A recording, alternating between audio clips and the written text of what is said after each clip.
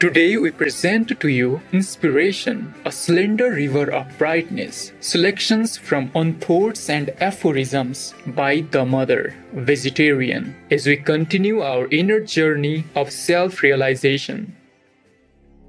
Mira Alfasa, who became known as the Mother or Shri Ma, was born in 1878 in Paris, France.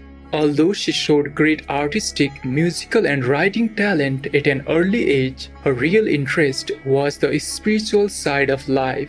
Based on her inner experience and guidance by a saint, she later recognized as Sri Aurobindo. She traveled to India in 1914, where she met him for the first time.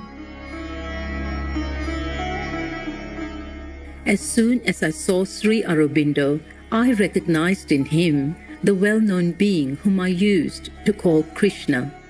And this is enough to explain why I'm fully convinced that my place and my work are near him in India.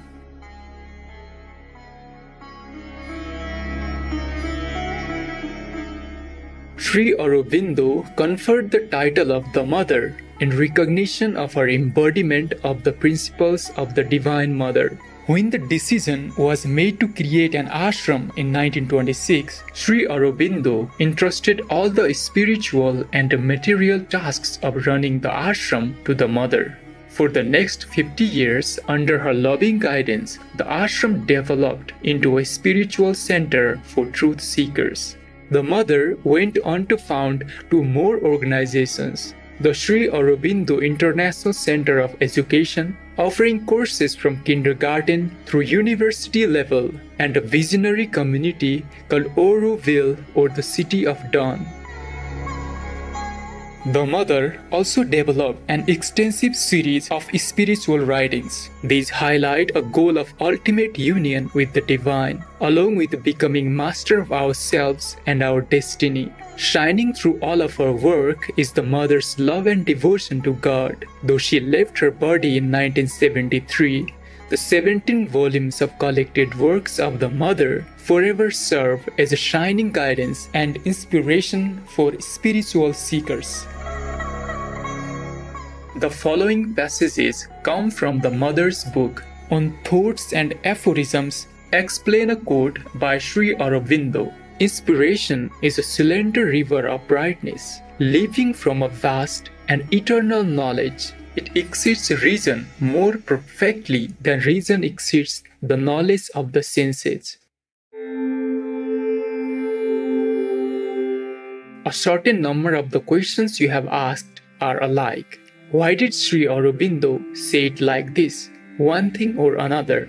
I could reply, he said it like this because he saw it like this. But to begin with, one thing should be understood. These are definitions given by Sri Aurobindo, definitions which he gives mostly in a paradoxical form to compel us to think. There are dictionary definitions, which are the ordinary explanations of words as they are commonly understood. These do not make you think.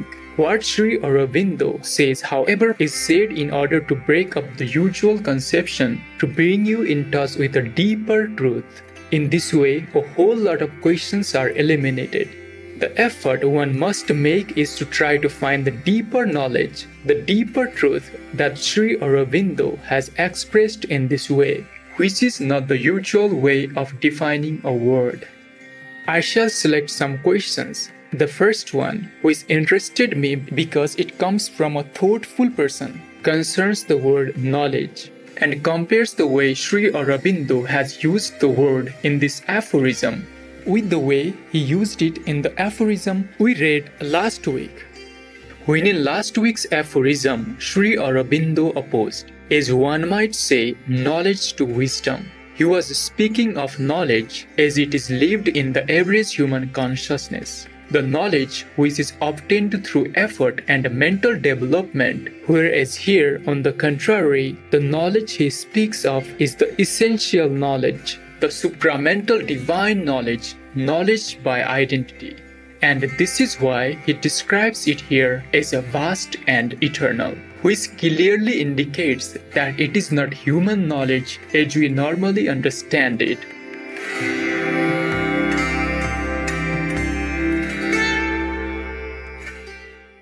Many people have asked why Sri Aurobindo said that the river is slender. This is an expressive image which creates a striking contrast between the immensity of the divine, supramental knowledge, the origin of this inspiration which is infinite, and what a human mind can perceive of it and receive from it.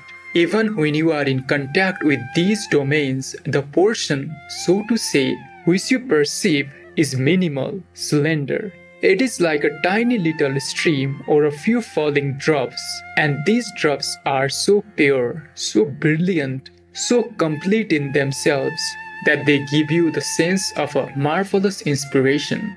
The impression that you have reached infinite domains and a region very high above the ordinary human condition. And yet, this is nothing in comparison with what is still to be perceived. I have also been asked if the psychic being or psychic consciousness is the medium through which the inspiration is perceived. Generally, yes. The first contact you have with the higher regions is a psychic one. Certainly, before an inner psychic opening is achieved, it is difficult to have these inspirations. It can happen as an exception and under exceptional conditions as a grace. But the true contact comes through the psychic because the psychic consciousness is certainly the medium with the greatest affinity with the divine truth. Later, when one has emerged from the mental consciousness into a higher consciousness beyond the mind, beyond even the higher mind, and when one opens oneself to the overmind regions and through the overmind to the supermind, one can receive inspirations directly. And naturally, at that point, they become more frequent, richer, if one may say so, more complete. There comes a time when inspiration can be obtained at will, but this obviously demands considerable inner development. As we have just said, this inspiration from regions far above the mind surpasses in value and quality the highest achievements of the mind, such as reason. Reason is certainly at the apex of human mental activity. It can review and control the knowledge acquired with the help of the senses. It has often been said that the senses are altogether defective instruments of knowledge, that they are incapable of perceiving things as they are, that the information they supply is superficial and very often faulty. When it is fully developed, the human reason knows this and does not trust the knowledge of the senses. It is only if one is infra-rational, if I may say so, that one believes that all one sees, hears or touches is absolutely true. As soon as one is developed in the region of higher reason, one knows that all these notions are almost essentially false, and that one can in no way rely on them. But the knowledge one receives from this supramental or divine region surpasses all that can be conceived or understood by reason, at least to the same extent that reason surpasses the knowledge of the senses.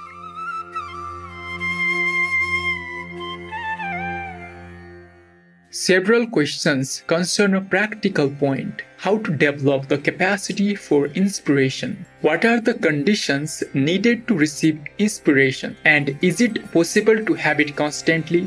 I have already replied to this. When one opens oneself to the supramental regions, one puts oneself in the right state for receiving constant inspirations. Until then, the best method is to silence the mind as much as possible, to turn it upwards, and to remain in a state of silent and attentive receptivity. The more one is able to establish a silent, perfect calm in the mind, the more one becomes capable of receiving inspirations. It was also asked whether inspirations are of different qualities. In their origin, no. They always come down from the regions of pure knowledge and penetrate whatever part of the human being is most receptive, best adapted to receive them. But these inspirations may apply to different domains of action. They can be inspirations of pure knowledge. They can also be inspirations that contribute to one's effort to progress. And they can also be inspirations for action which help in the practical and outer realization. But the question here is the use one makes of the inspiration rather than of the quality of the inspiration. The inspiration is always like a drop of light and truth, which succeeds in penetrating the human consciousness. What the human consciousness does with this drop depends on the attitude, the need, the occasion, the circumstances. It does not alter the essential nature of the inspiration, but it does alter the use one makes of it, its practical application. For more information about the Mother and Sri Aurobindo, please visit sriaurobindoashram.org. Respectful viewers, we thank you for your kind presence for today's episode of Words of Wisdom.